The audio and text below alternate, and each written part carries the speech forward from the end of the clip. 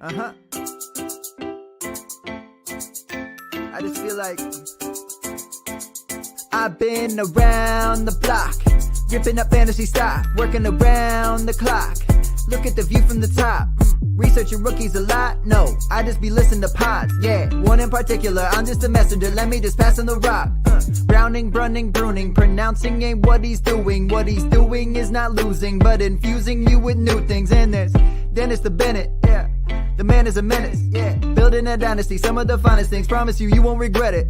Sly as a fox, cultured in pop. Give him his props. Here is a thought, here is a box, and you cannot compare them at all. So don't even try. Careful with the news, but when you use a take, I take up Tony Fire. I mean Dyer, because anyone else is a huge mistake. Whoa, fantasy round table, fantasy round table, yeah. Fantasy round table. Come take a look at the crown, baby. Hey, fantasy round table, fantasy round table, woo. Fantasy round table. Come take a look at the crown, baby. Go.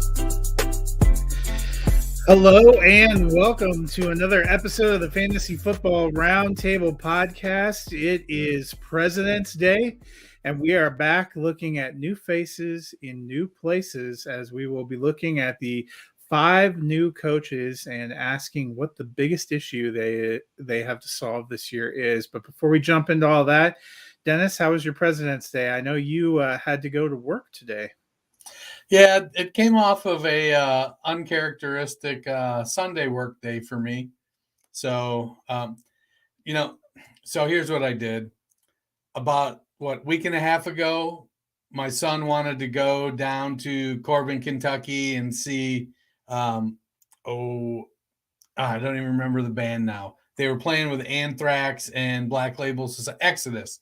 Wanted to go see them. So I took a half a day off work on Wednesday and a half a day off on Thursday. And so he and I went down drove 4.5 hours to Kentucky. I had an employee, one of my team members was off this weekend for her birthday. And so I just picked up her Sunday shift to make up for being off that day. It was slow. It was boring. Not a whole lot of stuff going on. So I kind of just worked on some of my stuff while I was there for put in my 8 hours and went in today, and it was, fairly slow today. Not a lot of stuff going on. So while I've theoretically been getting caught up, looking forward to the show today because I couldn't wait to talk some football. Yeah, it was. I was off today, so I did a lot of nothing, trying to get a little rest because I have a couple of long days in the future for me. And then my wife and I are actually heading out next weekend for a little trip. So I'll be looking forward to that. Well, that's nice. Before too long, Matt should be joining us as well today, hopefully before we get to the coaches. But before we dive into that, I thought I'd pick up a couple of little bits of news. There wasn't a ton that's happened since we were last here Friday. For the Broncos, still not a lot of assistant coach hires, but Rex Ryan and Vance Joseph both interviewed for the defensive coordinator position. They also now apparently have interviewed Chris Richard, who was the defensive coordinator for the Saints. Dennis, do any of those names move the needle for you? Well, Rex was a pretty good defensive coordinator. It'll be interesting to see if he gets the job. Has he kept up with the times? Things have changed. Analytics are causing teams to do different things. And the way the league is structured now, it's all about offense. And it ends up being, can you make stops at crucial times? And I feel like Rex Ryan is more suited to that than Vance Joseph. Joseph seems a little bit more of a vanilla type of defensive play caller versus Rex, who's willing to take some risk and make some plays. Do they move the needle? We'll have to see. Sean Payton is a pretty good head coach, bringing in an experienced defensive coordinator. And who was the third name you mentioned? Getting old. Chris Richard, who was the defensive coordinator for the Saints. I'm guessing that's why. Yeah. I feel like Richard excelled when he was not the coordinator in Dallas. And so bringing him in to fill one of the, other vacant defensive coach positions might actually be what that interview is about. I feel like it's probably Rex's job if he wants it. Yeah, I thought the Rex Ryan news was a little bit interesting. Obviously, a bigger name. Vance Joseph, I have PTSD from when he was our head coach. He was Right. not very good, but I guess I didn't realize last year they had a lot of injuries and they had lost some pieces. But his first 2 years as DC in Arizona, they were top 10. They were number 6 and then number 10 overall. So he's been a decent defensive coordinator in the past. I thought it was interesting that he's potentially going to come back to the Broncos. But Matt, you made it in with us. You excited to potentially get Rex Ryan out there, see what untimely tattoo he's going to get for this new. Is it confirmed that he's gonna get it, or just that he interviewed? He just interviewed. Yeah, I don't. I guess I'd be intrigued to see if he comes out of retirement for that. I mean, his defense is, at least in my opinion, toward the end of his time coaching, I felt like kind of fell off a cliff. I know that, the Ryans have been considered to have really good defenses for a long time. A lot of that obviously stemming from their father, Buddy Ryan. But I don't know. I feel like I actually kind of like Chris Richards. I didn't even realize that he interviewed until you just said the name, but he was the defensive coordinator for the Seahawks when they won the Super Bowl, was he not? I know he was part of the coaching staff for the Legion of Boom. I know he was with the Cowboys for a little bit too. I thought, I think he was a position coach under Gus Bradley in Seattle. Man, I could have swore he was defensive coordinator back when they won the Super Bowl. But I mean, because I remember at the time he was highly regarded as like a possible head coaching candidate back in the day. And then he went to, I believe he ended up just going to Dallas I don't remember if it was to be their defensive coordinator as well or something. I remember he ended up going to Dallas, and it was everybody was kind of confused because he was a hot head coaching candidate. But I would think it's going to be him or Vance Joseph that ends up getting the job. I think they are to me, they're much more qualified right now than Rex Ryan is to come out of ESPN to come back and run a defense personally. One of the other coordinator pieces of news is Jim Bob Cooter has been hired to go be the offensive coordinator for the Indianapolis Colts. So, Matt, any interest in that hire? Not really. I mean, I feel like he was a really sexy name like 10 years ago. I don't know that he is necessarily maybe a moderately now. Sexy. Let's not say really. Yeah, I mean, it feels like a long time ago that we were talking about. I guess it wouldn't have been 10 years ago. We've talked about him on this podcast. So let's just say the beginning of this. So that would have been like 5 years ago. Right. I just don't. I don't feel like he's a sexy name anymore. It kind of goes back to what I know we've talked about before with like these retread head coaches. Now maybe just nobody else had really gone in for it. And I'm sure that Steichen is probably going to have a lot to do with this offense for what he's been able to do in Philadelphia. So it'll be interesting. I think they need to figure out who their quarterback's going to be, and then we'll see what happens. Obviously, they've got weapons, a decent offensive line, right? So it'll be intriguing to see who the quarterback is, and then I'll be maybe a little bit more excited about the Jim Bob Cooter hire. Well, I think Jim Bob had a good start in Detroit, and I feel like there were some, coaching circumstances that led to the crash and burn there, some difference in philosophy things. And that's why he ended up leaving Detroit. He was in Jacksonville last year with Peterson. So he wasn't probably calling plays. I think Peterson called the plays. But I think Cooter will do a good job with a young quarterback. And I think let's not make any mistake about it. What are they picking, third or fourth? They're getting a quarterback. Fourth right now, yeah. Yeah, they're going to get a quarterback up there, and it'll be the job of Jim Bob Cooter and Shane Steichen to develop that quarterback. And I think the belief is that Cooter has a plan for that, and that's why he got the job. It also helps to have Johnathan Taylor, one of the best running backs in the league, to fall back on as your quarterback is growing. So I don't mind the hire of Jim Bob. It'll be interesting to see how the rest of that staff shakes out. I had it up here a second ago. Let's see. They got Jim Bob. Milanovic is the quarterback's coach, DeAndre Smith. Reggie Wayne, wide receivers coach. Tom Manning, tight ends coach. So they got some guys I've never heard of. A couple guys I have. So, well, it'll be interesting to see too if he calls the plays for the Colts, because Steichen obviously is an offensive coordinator. Be interested to see if he. I would imagine. I think Sirianni called the plays, but up like midway through this year or something, didn't he? Turned it over to I know they said he was calling them at the end and in the playoffs, so I have to see. It always, it's always a roll of the dice for these first-time head coaches if they bite off too much. And you'll hack it.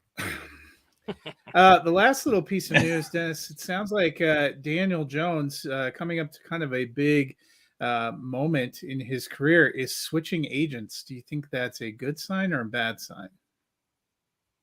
It's probably a good sign for Daniel Jones. They're talking about this low ball contract. Oh, that's what everybody thinks. And he's got an agent in his ear saying, yeah, I can get you more. I think ultimately, if I'm the Giants, when I look at the quarterback landscape and where I'm picking, I'm not going to get one of the top rookies. The veterans on the market, how many of them are really an upgrade from Daniel Jones? I think if they're going to be faced with the choice to franchise tag Jones or Barkley, well, one of them is going to be significantly easier to replace in free agency, and it's not Daniel Jones. So I think they'll if they can't work out a deal, they're going to franchise tag Jones, and they'll try to get something done with Barkley. But they could bring in Miles Sanders for significantly less money, and he's going to be pretty good in that offense. I think that would be hilarious, by the way, to have Miles Sanders following Saquon Barkley at the New York Giants. It would be, but there's a lot of good running backs hitting the market in free agency, and there's a lot of good running backs coming into the league in the draft. So unfortunately for Barkley, he is going to have to find that team that can't live without him, or make a choice to probably take a lower deal in New York and stay for the culture. No, I think Jones is going to – I think ultimately –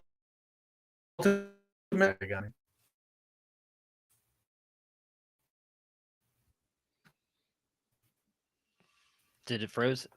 Did he freeze? Oh. Yeah, I forgot what you were talking about there. Daniel Jones. I guess we'll know if it's a good thing when he finds out what his deal is going to be. I mean, I don't know how any of that stuff really is going to end up playing out. It's hard to read the situation. You would think he's switching agents because his agent he has now is telling him, "Oh, we can only get you this," and he wants whatever, $45 million plus, and so he's like, "Well, I'm gonna go get a new agent. It's gonna get me that money." I don't know. I think I do agree with Dennis. I think he's gonna eventually stay with the Giants. I just don't know who really needs a quarterback is going to be willing to pay up for that, because I don't think any of those teams, for instance, at like the top of the draft, really are that close to win. They're a Daniel Jones quarterback away from winning. I don't see that. So I think they all go with the cheaper quarterbacks to have them on their rookie contracts for 5 years, try and build around them and win in the next couple of years. I actually would not be surprised if they don't franchise tag Daniel Jones this year. I mean, we saw what Daboll was able to do with him, but I still think a lot of people have questions about who the real Daniel Jones is.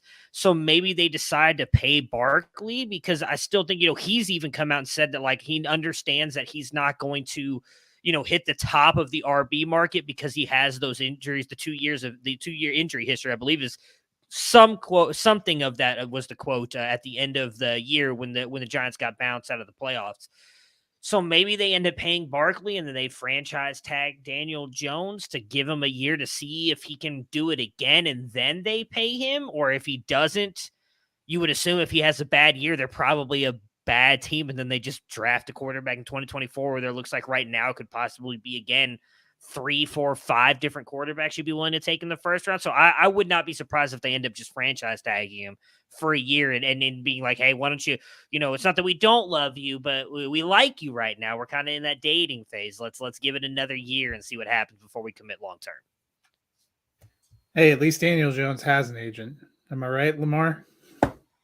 Lamar has one, I thought he was his own agent. I believe his mom is his agent. I could be wrong on that. I believe it's him and his mom negotiate all his stuff. So he technically has an agent.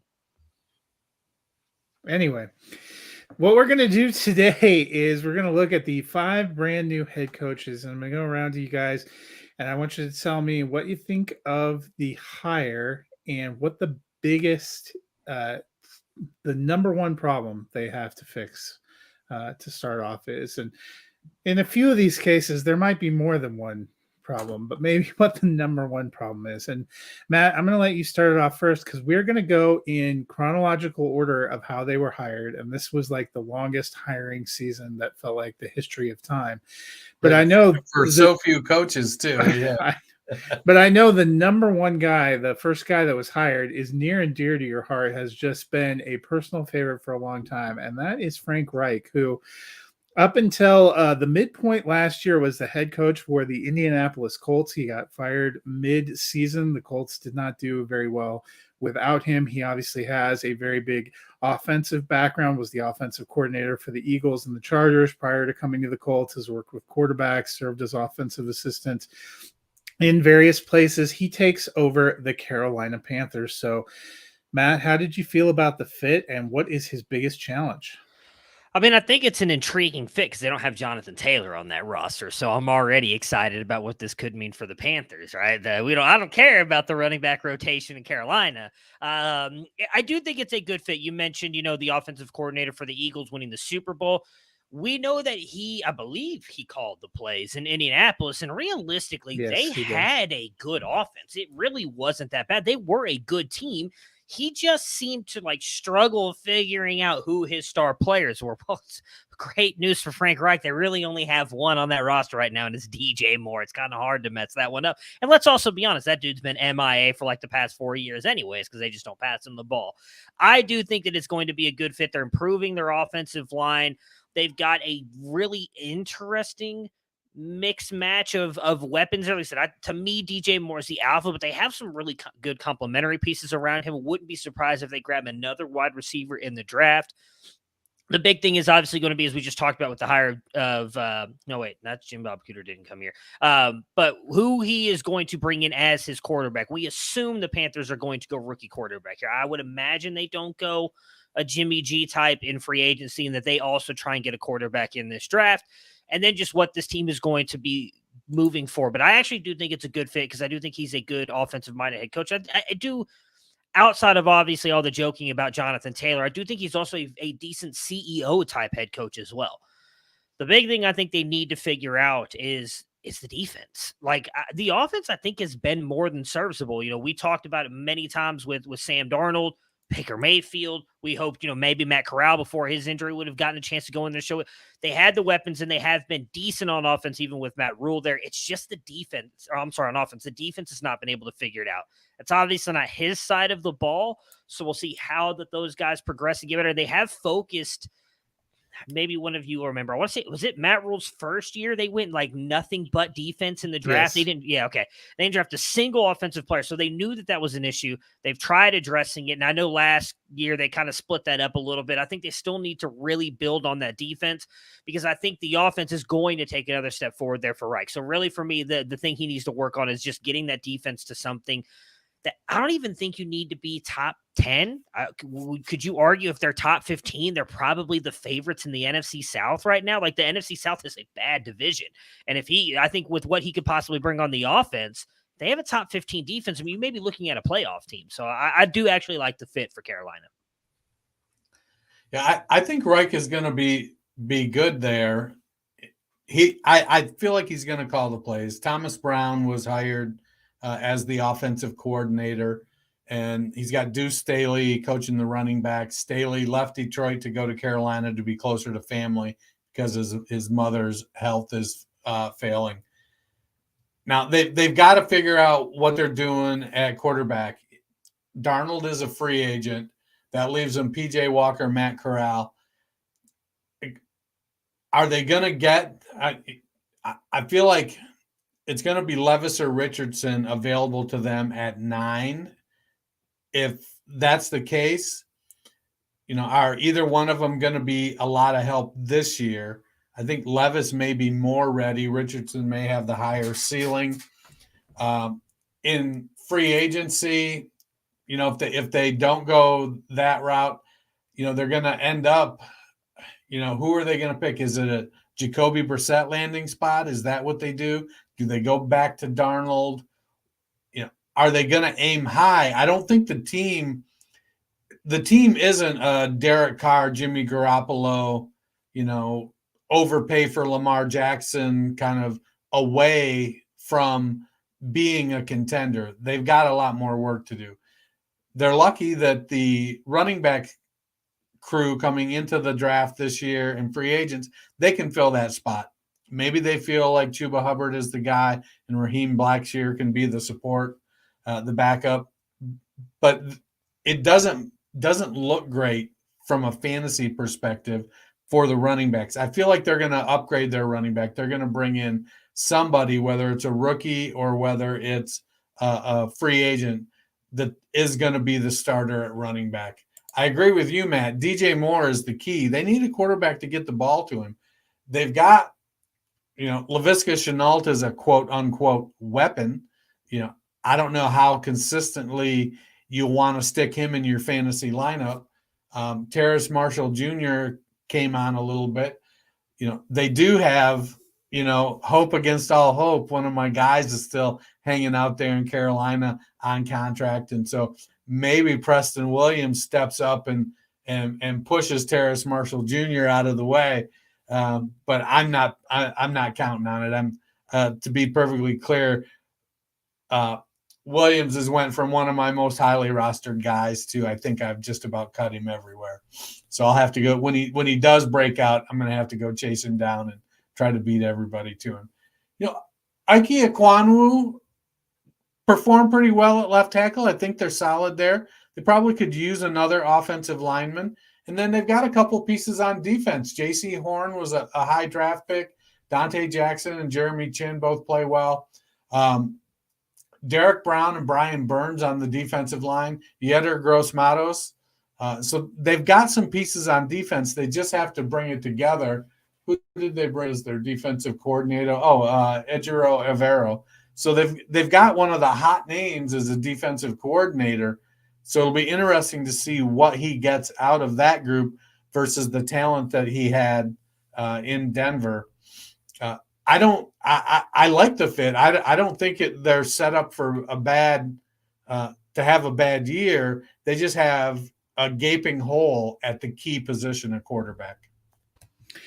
Yeah, I'm like you guys. I like the fit. I think Matt's 100%. The Panthers in the NFC South were, of these 5 openings, probably the one spot that you could go where you could say it would only take a few minor changes to be able to get right back up into contention in some way, because that division has struggled quite a bit. And struggled last year. And the Panthers were even in contention last year, despite the roster. He's done a good job building his staff. He did bring in Ejiro Evero, also brought in Dom Capers as a senior defensive assistant.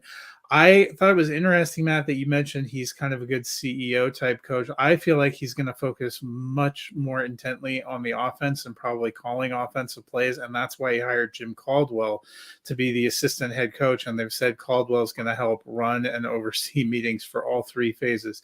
That to me sounds like what you'd have a head coach do. So Right. It's kind of an interesting, but I'm going to say the number one thing I think he's got to figure out is he's got to answer the quarterback question, because never figuring out the quarterback question is what killed Matt Rule. And honestly, never figuring out the quarterback question is what killed Frank Reich in Indianapolis. So to me, this is a team that has a lot of things they need to work on. But for him, if I was him, I got to figure out what I'm doing at quarterback and hope that it sticks, because that revolving door of somebody different every year was killer for him in Indianapolis, has been killer for this franchise. I think a best case scenario would be a whole bunch of helmet scouting land CJ Stroud to the Panthers at 9. Or, the Panthers, we've thought before, might be one of the teams that might jockey and try to trade up to get a quarterback. Would be interesting to see. Dennis, the second quarterback chronologically that was hired is Sean Payton, a guy who probably needs no introduction. Spent a long time with the New Orleans Saints, was very successful there, even winning a Super Bowl. He lands a contract with the Denver Broncos, who are verging on one of the teams that has one of the longest playoff droughts now. They have not been successful since winning Super Bowl 50. So, Dennis, what do you think of the fit, and what is Sean Payton's biggest issue?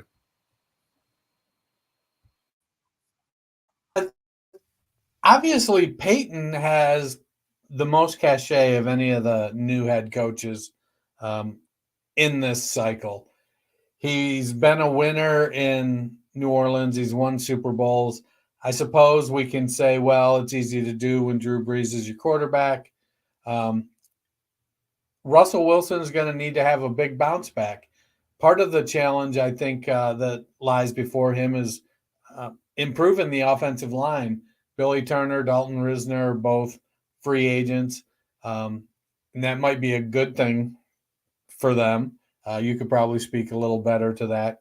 But there's some decent offensive linemen in the free agent market. I have concerns that Javonte Williams is going to have a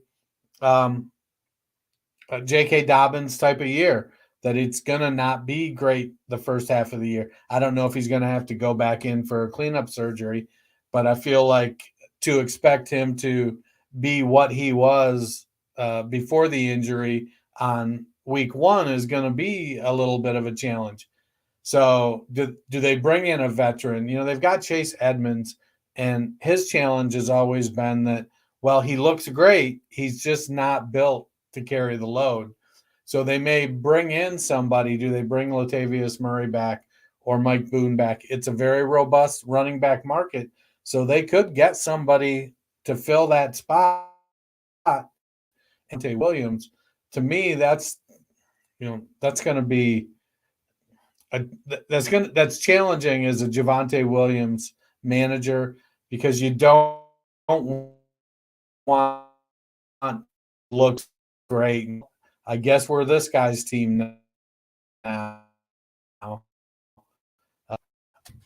They had a good defense last year, some ups and downs. Once they settle on their defensive coordinator, I think they're in a good spot, but it all being able to bounce back and put together a good year. Yeah. I'm sorry. I just completely blanked. Sean Payton? Yeah. Oh, I don't know why I'm thinking. I cannot get my mind straight today. It's going to be intriguing what he's able to do. Obviously, we know he's known for offense, right? Everything he's been able to do in New Orleans. And I don't want to say a lot of that was because of Drew Brees, but when you have a Hall of Fame quarterback, I think it's able to make your offense look better, or it's going to excel at like the best. It's going to run the best that it can, right? When you have a quarterback like that running your system, running your offense. I do not think Russell Wilson is as bad as he showed last year. I think that's a culmination of a lot of things. Clearly, he was dealing with some injuries. You come in, you're trying to learn a new offense. I mean, Matt, you're more plugged in there than any of us. It seemed like while there was a lot of promise at the beginning of the year, things clearly went downhill fairly quickly for them to fire a head coach year 1. So I'm sure that played into it as well. I will be very intrigued to see how all this works out. We know, or at least the rumors were, that Russell Wilson was getting all of this like special treatment, and Sean Payton has come in and debunked that. So that is where I do think he's going to end up succeeding. I think that is where the fit is on the offense. Much like Frank Reich with the Panthers, I think Sean Payton is going to come in and fix that offense, which is what matters, because, Matt, I'm sure you know this off the top of your head. I'm guessing here. I remember most of the season when we talked about the Broncos, I feel like they were always top 3 or 5 in defense. Is that where they finished? Do you know offhand? They were somewhere up near the top, yeah. Okay, so I'll just say top 10, because I know for sure they were in the top 10 at least. They were a top 10 defense, and I know most of the year they were like number one in like fewest points scored against them, because the running narrative for a lot of the end of the season was this defense is not allowing more than 13 points a game, but the offense couldn't even score 14 to win them those games. That's the fit. That's why they brought in Sean Payton. That's what he's going to do for the offense. I do think he's going to turn them around. What is his biggest problem? I think is honestly that same thing. I think it's the offense. He's going to have to figure out a way to get this rolling. He's going to have to get Russell Wilson back to what he was before. And we talked a little bit about it on Debbie Debate probably a couple months ago at this point, where like, I wonder if maybe we as a fantasy community kind of pumped up Russell Wilson more than we should have. We always kept talking about how you need to let Russ cook. Pete Carroll needs to let Russ cook. And he would do it for like part of the season, and then he would go away from it, and everybody would be like, oh, well, that's why Russell Wilson's struggling. If you really go down and sit down and look at his stats, they're really not that all impressive passing wise with yardage. Now, he does have a couple years of amazing touchdown interception ratio, which is understandable. Like, I don't think Russell Wilson's ever been a guy who's really like turnover prone. He's very smart with his passes, very good with not turning the ball over. But like passing yardage wise, I don't think he's only had 1 year over 4,000, maybe two. I could be wrong on that. I don't remember it being many. Like, he's not been this guy who like set the world on fire. I think he does need to be reined in a little bit. And I think having a good play action base, having a good run game is going to help him, which I think Sean Payton will bring in there. That is what I think he honestly needs to fix as well. It may not even be the whole offense. It may just be Russell Wilson. Like, they need to get him back to what he was when he was primetime, arguably one of the best quarterbacks in the league in Seattle. And I think Sean Payton is the man to do that. Wilson has 4 seasons over 4,000 yards and a fifth at 39.83. That doesn't count, though. That's not 4,000. So 4. I apologize, Russell. He has 4 more 4,000 yard seasons than Kyler fucking Murray. Wow. Kyler. And 2 inches in height. Yeah. I try not to get too excited when it comes to the Broncos, because, you know, like this time last year, I feel like there was so much excitement, and that led to a preseason where there was a lot of predictions of them making the playoffs and going real deep and being Super Bowl contenders. So right now I would just take them having a watchable product. I will say the 2 games after Nathaniel Hackett was fired, the offense looked demonstrably different, as did Russell Wilson. They had 2 of their best games. They almost were able to beat the Chiefs, and then they were able to beat the Chargers in the final week of the regular season. So that gives me kind of some hope and some thought that there was systemically some issues. Denver also had an incredible amount of injuries last year. They were probably one of the most beaten up teams. They had a record number of people that ended up on IR, lost a lot of skill position players. I agree with Dennis. They're going to bring someone else in at running back. I don't think they're just going to run with Chase Edmonds, Tyler Batty, and Javonte Williams. With my luck, it'll probably be Melvin Gordon back again, just to haunt my dreams now that he has his Super Bowl ring. But I think the biggest challenge probably for Sean Payton is getting the most out of this roster. I feel like the last 3 or 4 years, people have talked about all the talent on the Denver roster, all the talent at the skill positions. You know, Cortland Sutton, Jerry Jeudy, KJ Hamler out receiver. They have Dulcich and Albert O, who flashed at times. Javonte Williams. They have a bunch of players on defense too, but that hasn't really translated into wins or success. So my hope is that, you know, the big challenge that Sean Payton can take on is taking it from potential to actual results. And one can only hope at this point, because it's been a long stretch here for Denver football. They're certainly not going to be easy, because they're not in they're in the division with the reigning Super Bowl champions and also the Chargers. The next up, Matt, is D'Amico Ryans, who was hired as the head coach for the Houston Texans. He was a player for a long time, but as a coach, he doesn't have a ton of experience. He's been with the 49ers as a coach his entire coaching career since 2017, was a quality control guy on defense, worked with linebackers, and then the last 2 years as defensive coordinator. And to his credit, they had probably the best defense in the league statistically this last year. So do you like the fit? And what do you think his biggest challenge is going to Houston? I do like the fit because he is a Texan, right? I mean, you just mentioned he played there. I know his coaching career has kind of grown up in San Francisco, but he was a Texan. They made a big deal about that when they brought him over and hired him on. I do think that looks good for him in the future. Unfortunately, we've kind of seen the past couple of years, these Texan coaches have gotten 1 or 2 years and then they're fired and out the door. They gave Ryans a little bit longer of an extension. It looks like they're going to get their quarterback as well. So where is the fit? It's going to be improving that defense, I think. I mean, I know a lot of the talk this past year has been kind of Kyle Shanahan and them kind of propping up how great he was for that defense. And I think you could argue the 49ers had a phenomenal defense this year. It was a lot of fun to watch. Now, the Texans don't have any of those type of weapons on their defense that San Francisco does. So I think he's going to have his work cut out for him going there. But I think that's the fit. Come in, improve the defense, kind of build around that. And where I think he needs to improve, I mean, I hate to say this, but it's everything, right? I mean, I don't think there's one thing. This is one of the coaches on this list where there's 2 of them really. And I feel like we're talking about both of them here. We're going to talk about this one and the one next, where it's the whole roster that has to be worked out. There's really no, like, maybe Houston's offense will be fine if they draft whoever, Bryce Young, CJ Stroud. I imagine they're getting one of those 2, right? They're picking 2. They're likely getting one of those 2.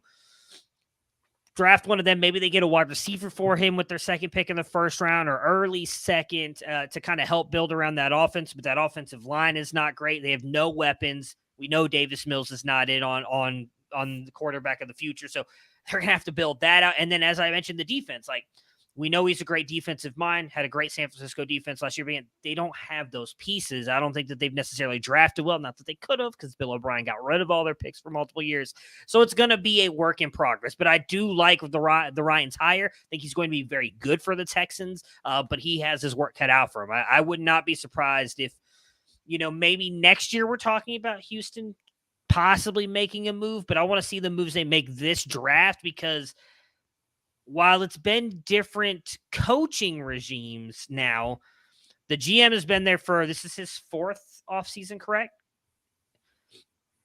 And the ownership I think it's his 3rd offseason. Is it his 3rd? Okay. Because he came in the wake of Bill O'Brien. And that's right. He hired Culley and then Lovie Smith. Okay, yeah. So drafting, at least in my opinion, has not necessarily played out well. They've had a couple good picks, but I don't remember any that really stand out as like massive hits for him so far. And the other part is, this is one of those teams where ownership loves to be involved, which also scares me because they've not exactly done a great job. There's something about these Texas teams and ownership is really kind of weird, the way they love to get involved and mess everything up. So I'm not going to hold my breath, but I do think it's a good hire in the long run. Yeah, they have so many holes to fill that no amount of draft capital is going to fix it this year. Brandon Cooks wants out. He doesn't want to. And he's probably their best offensive weapon. Dameon Pierce, 4th round draft pick. They're going to bring in a running back, whether it's a veteran or whether it's another rookie. Somebody's joining that backfield with him and Ogumbawale. I think Freeman and Burkhead are probably gone. Burkhead might be back as a special teamer and a glue guy, but they have big hole at tight end. The one strength they do have on offense are their 2 tackles, Laramie Tunsil and Titus Howard. Both are pretty good. So they do have some guys on the offensive line that can hold it down. I think Davis Mills is kind of a, Colt McCoy kind of backup that once he gets out of the starting position and can learn how to be an NFL quarterback and kind of grow into being a career backup, I think he's going to be fine.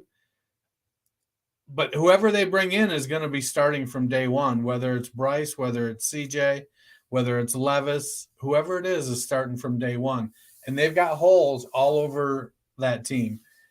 Ryan signed a 6-year deal. He's going to be there for a while. Right now, he did get his preferred offensive coordinator and Bobby Slowick, but they still have vacancies at running backs coach, wide receivers coach, offensive line coach, assistant offensive line coach. They still have to build out most of their offensive staff to be able to start implementing the offense. Now, is Slowick going to go with that Kyle Shanahan offense? Maybe. How much of his own stamp is he going to put on it? I agree with you, Matt. I think Ryans is going to try to be, quote unquote, CEO of the offense and let Slowick do his thing, but be pretty hands-on on the defensive side of the ball because that's what he's known for. So after they go quarterback, it wouldn't surprise me if they spend a couple, their other first or second on some defensive players to kind of boost up that defense either. So I like Ryans. I like the hire.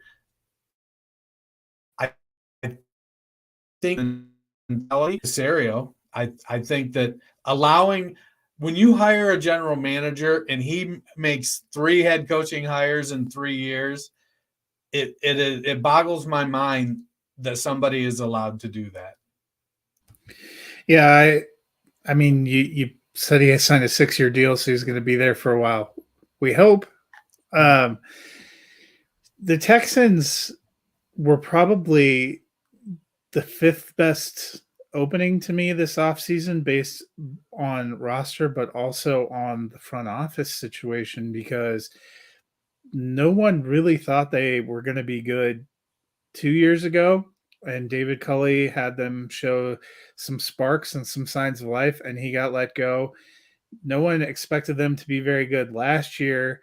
And Lovie Smith won some games, maybe actually won too many games there at the end and got let go. So I thought that was a weird thing. You've brought up a good point about Caserio. It's hard to know totally what the plan is. Now, to be fair, when he came in, he got handed a team that was kind of stripped of parts, but also stripped of draft assets. So it was always going to be a slow build back. So for me, I like Ryans. He was obviously an exciting young coaching candidate. I hope he gets a couple of years at least to try to put his stamp on a team. But for him, I think his biggest thing is building some kind of a winning culture. Because you can have a team that's not successful in terms of making the playoffs where we still feel like they're going in the right direction. Dan Campbell for Detroit would probably typify that. They haven't made the playoffs. They could have almost made the playoffs this year, but the last couple of years, I felt like Detroit was moving in the right direction, even though they weren't always winning those games, because you like what you're getting out of the players, you like the fire you're seeing, and you like what's being built. And I think that's kind of the challenge for D'Amico Ryans. No amount of draft picks or no amount of draft capital or salary cap space is going to help them win a Super Bowl this year. But if they can make some strides and look like they're a team that's building and on the rise, I think that would be a big win for him. Next up in the coaching ranks is Johnathan Gannon. These last 2 guys were hired actually on the same day, but I just went a coin flip and went alphabetical, and Gannon went to the Arizona Cardinals.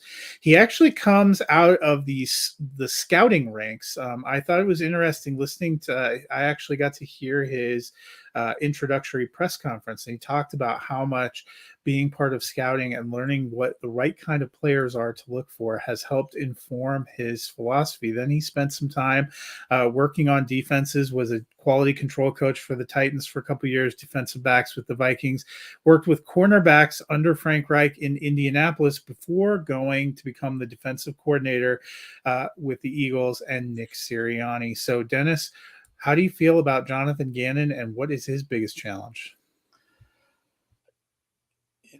So DeAndre Hopkins is probably getting traded. Hollywood Brown hasn't shown yet that he can produce for 17 games.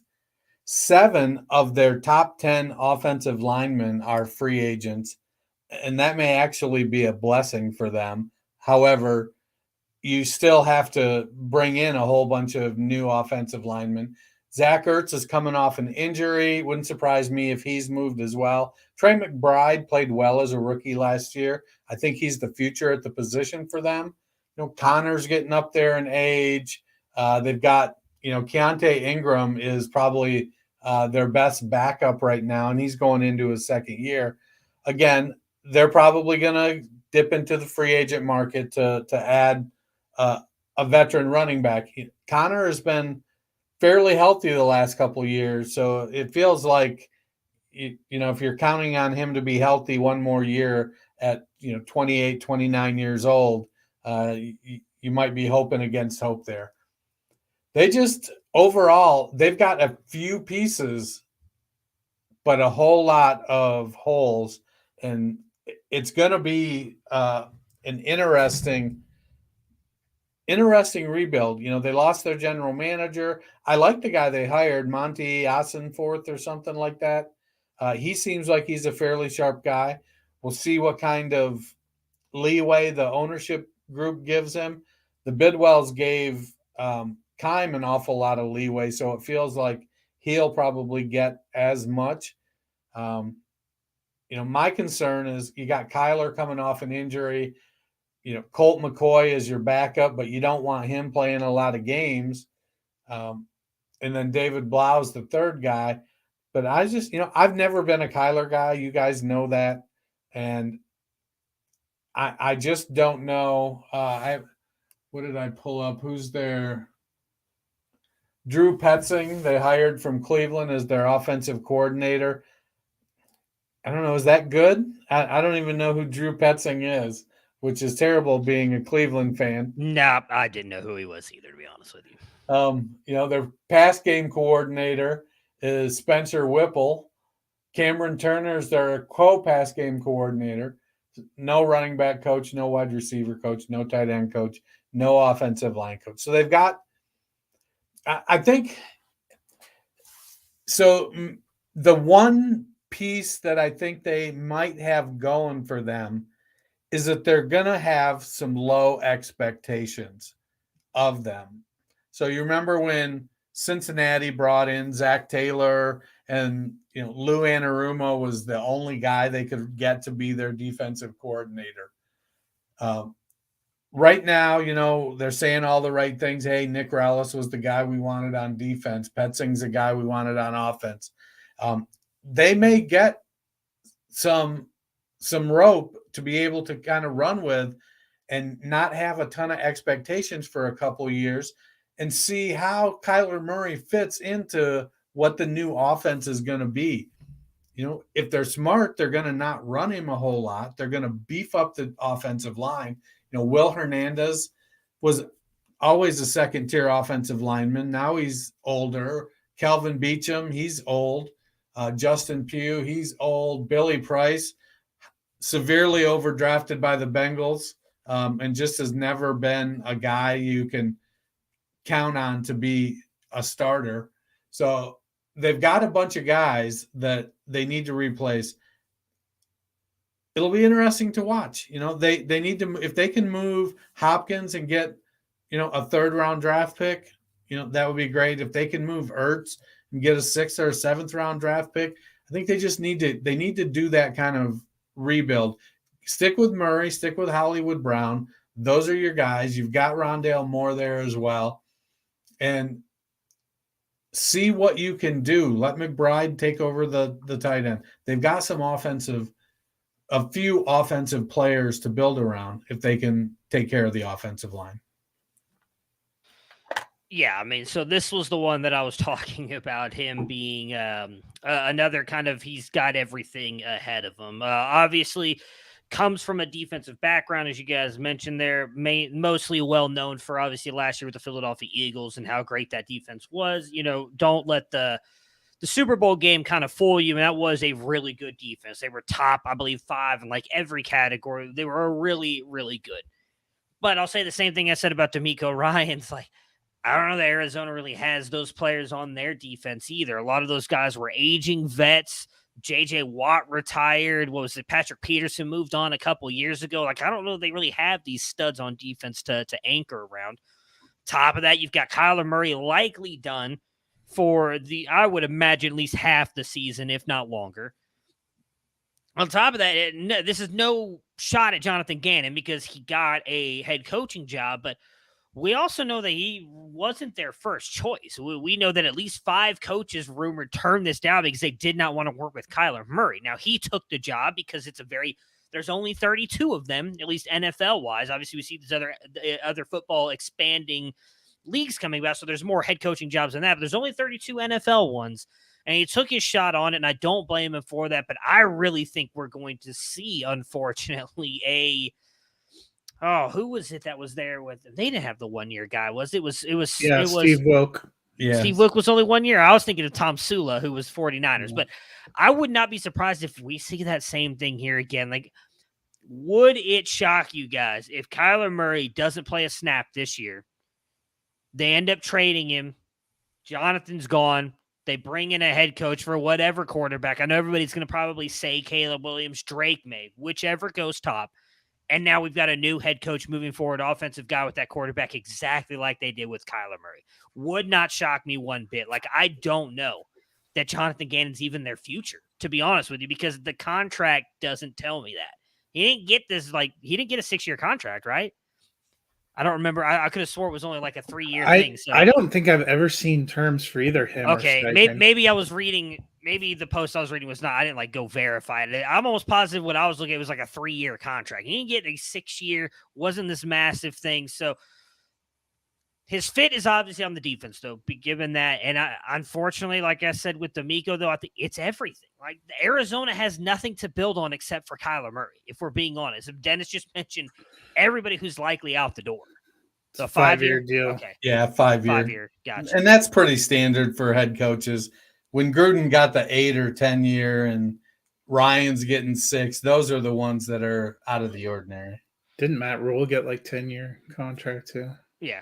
Something ridiculous. Yeah, I mean, at the end of the day, that they really don't matter. I mean, it's funny money, right? Like, they'll pay the coach if they want him there, and they'll get rid of him if they don't. Look at Cliff Kingsbury. Didn't he sign like a 3-year, like, massive extension, and he got fired out? He's out the door after 1 year. Like, it was a 5-year. There you go. So that makes it even worse. Like, it really, at the end of the day, I guess that part doesn't matter. But I don't know that Gannon, unfortunately, is going to be their future. I hope I'm wrong, because I feel like everybody was saying the same thing about Nick Sirianni, which is I saw a lot of people clowning on Johnathan Gannon for his weird little thing with whoever he was talking to. I only saw the Twitter video. Everybody was making fun of him. Well, everybody was making fun of Nick Sirianni. Dude was just in the Super Bowl. So maybe Johnathan Gannon's able to do that too and build around Kyler Murray and get this team back to what it was, because they weren't. It was only a year ago they were in the playoffs and a decent team. Still have some pieces there, but he's got his work cut out for him. He's got to improve everything. I agree with you. I think he's got his work cut out for him. Arizona is secretly moving into a rebuilding project, whether they've wanted to publicly admit it or not. I'm with Dennis. They've got to sell off. It ain't a secret. They've got to sell off their veteran assets. All the talk about how well Kyler Murray is recovering and how he could be ready for day one is blowing a lot of off-season smoke, in my opinion. But I was impressed. I didn't see Gannon's press conference. I only listened to it while I was driving, and it was impressive audio. I will say that. It made me more interested in him as a candidate. I think this is really he's got a tough job this year, but in some ways, with Murray potentially being on the sideline injured, that will give him a chance to put a stamp on this team and to build in some of the heart and the playing style that he referenced so much in his opening press conference. He talked about them being sudden and being explosive and getting high character guys. He talked about how much he learned as a scout. I think all those kind of things are going to help in terms of who they can bring in and the draft choices they made. But that's, for him, it's probably establishing that culture too, because the Cardinals had a somewhat toxic culture last year. You had fights on the sidelines between the teammates. You had fights between players and coaches. It was time for a change there, and hopefully he can get it done. We have one last coach to get to before we get out of here, and that's Shane Steichen, who was hired the same day by the Indianapolis Colts. He is an offensive-minded coach, spent a lot of time as quality control coach, quarterbacks coach, and offensive coordinator for the Chargers before moving over to be the offensive coordinator for the Eagles the last 2 years. Matt, how do you like the fit, and what is his number one challenge?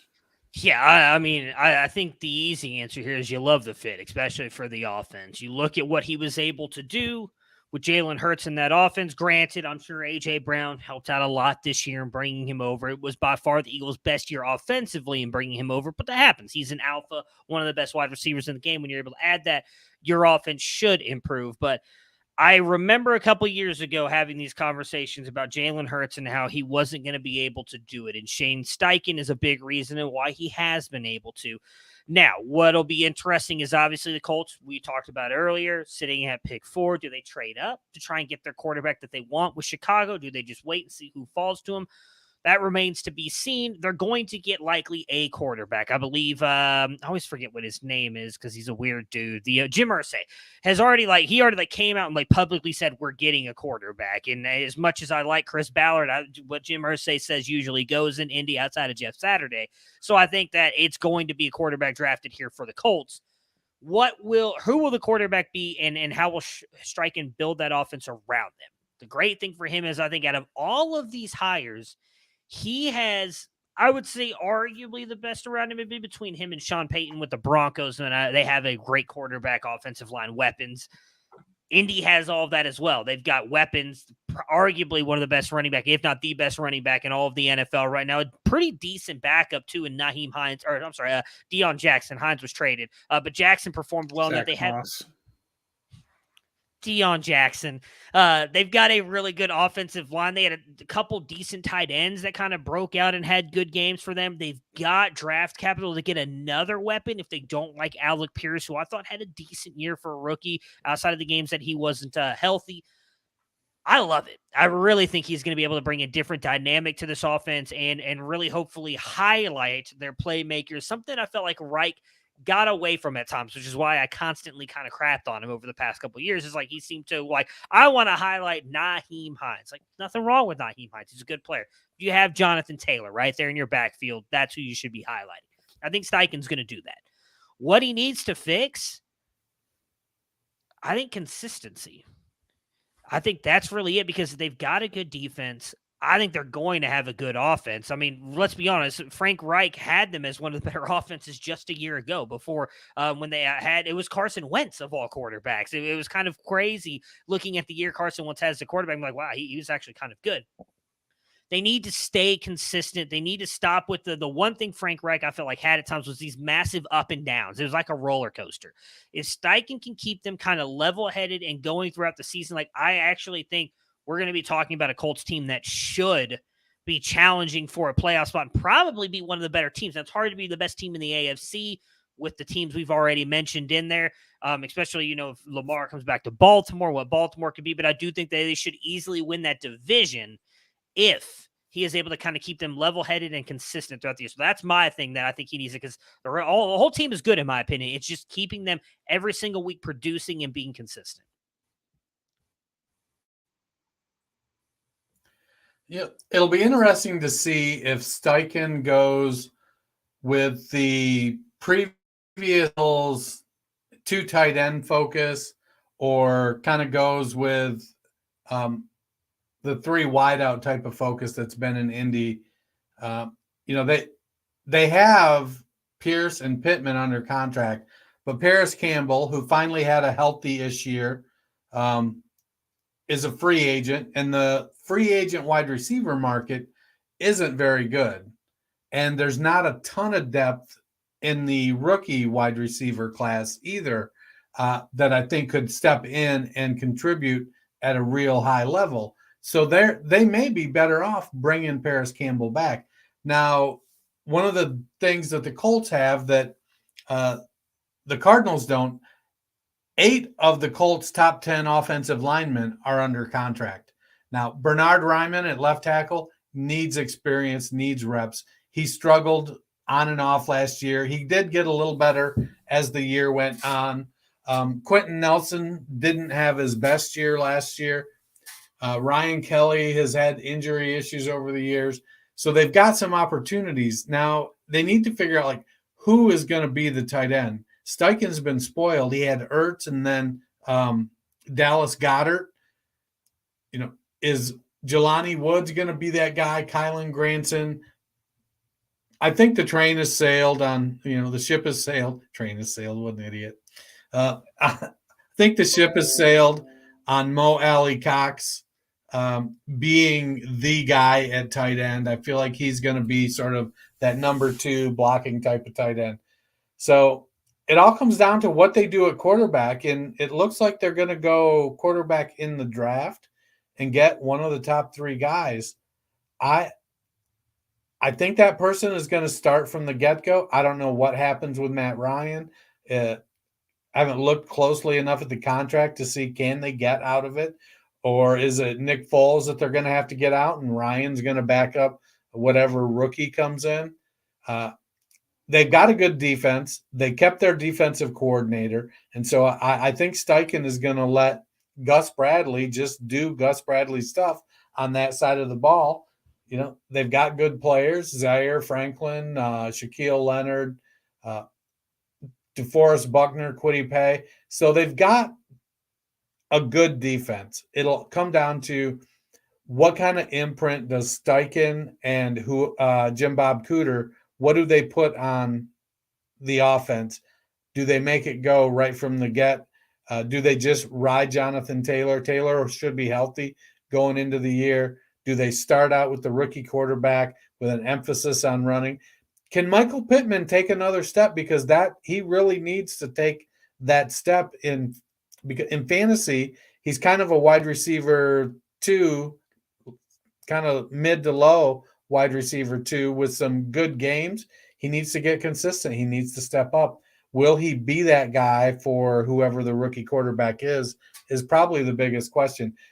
Alex Pierce is a better route runner than I think he was given credit for coming into the league, but he's the deep threat on that team. Make no bones about it. Yeah, I think it's an interesting fit. It was hard to know what the Colts were doing. I was just glad that they didn't end up keeping Jeff Saturday, because for a while it seemed like we were going to re-up on that, and I just don't think that totally worked. But to me, the number one issue that Steichen's got to settle on is quarterback. Since Andrew Luck retired, the Colts have had a revolving door, and they've had talented pieces in place. You know, that year that Andrew Luck suddenly retired, we thought they could be contenders for the Super Bowl, and not having any stability in there, I think ended up costing Frank Reich and forcing him out of there. And it's cost the Colts over the years. They made the playoffs with Phillips Rivers, but they couldn't really go anywhere. They've tried getting that aging veteran to be their savior for 3 or 4 years now, and that just hasn't worked for them. So I think figuring out what to do, hopefully getting a young quarterback, being able to invest in them and build them up is going to kind of make or break for the Colts, who, unfortunately for them, they don't have a great shot in their own division the same way that they have the last couple of years, because I think Jacksonville really showed up last year and seemed like that they're continuing to be a team on the rise. So there's going to be some competition there. That's something they're going to have to figure out. That brings us to the end of our look at the new head coaches, 5 of them, just getting you excited for the offseason. A lot of big things coming up in the next few weeks. We have the Combine in a couple of weeks. We are less than a month away from the new league year. And as of tomorrow, teams can start designating their franchise tags for the new year. There's plenty of intrigue around that. We will probably touch on some of the franchise tags that are made on Friday. We will also have a special interview with the winner of our redraft league, Tim Reaver, on Friday. So something to look forward to. But Dennis, as the people are filling that long, lonely Monday night in the off season, what can they do? Well, they should download. We're doing 2 shows a week, every week on Tuesdays and Fridays, or Mondays and Fridays, but 2 shows. It depends. Subscribe, download, listen, give us a review, give us a rating. You may not know this, but we changed platforms a while back, and a lot of our subscriptions ended up getting lost in the mix. And so we really could use you to resubscribe. If you've been listening to us and you just see us and you're like, oh, I'm going to listen to these guys, go ahead, hit that subscribe button, download. It helps us out a ton. Well, that'll do it for us tonight. I hope you guys enjoy.